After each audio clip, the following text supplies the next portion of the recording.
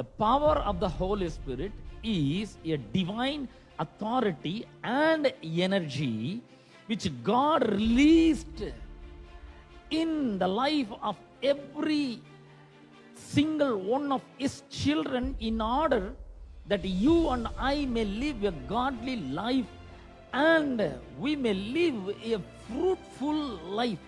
நீங்களும் நானும் என்ன பண்ண வேண்டும்? ஒரு தேவபக்தி நிறைந்த வாழ்க்கையை வாழ வேண்டும்.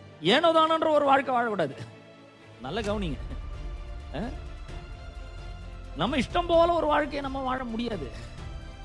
We surrender our lives to Jesus Christ.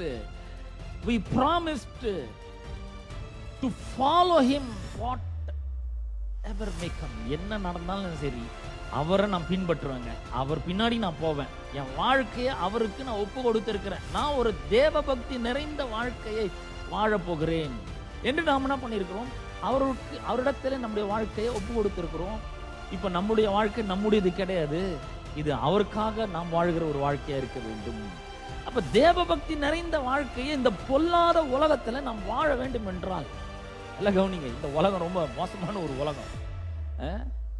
வெறுப்ப கக்கிற ஒரு உலகம், பகையை காண்பிக்கிற ஒரு உலகம். இந்த உலகம் கவலையால் நிறைந்த ஒரு உலகம், தோல்விகளால் நிறைந்த ஒரு உலகமாக இருக்கிறது. இந்த உலகம் பகை, விரோதம், கசப்பு, மூர்க்கம், வைராக்கியம் இவைகளால் நிறைந்த ஒரு உலகமா இருக்கிறது. இந்த உலகத்துல ஏமாற்றம், நம்பிக்கை துரோகம் இதெல்லாம் நிறைந்த ஒரு உலகத்துல, பொல்லாப்பு நிறைந்த உலகத்துல, அசுத்தம் நிறைந்த உலகத்துல நீங்களும் நானும் ஒரு தேவ பக்தி உள்ள வாழ்க்கையை நாம் வாழ வேண்டும் என்றால் இது நம்முடைய பலத்தினாலே வாழ முடியாது. We need a divine energy, we need a divine power, we need a divine authority to live a godly life for God. இந்த உலகத்துல நம்ம கடவுளுக்காக வாழணும்னா நம்முடைய பலனால வாழ முடியாது.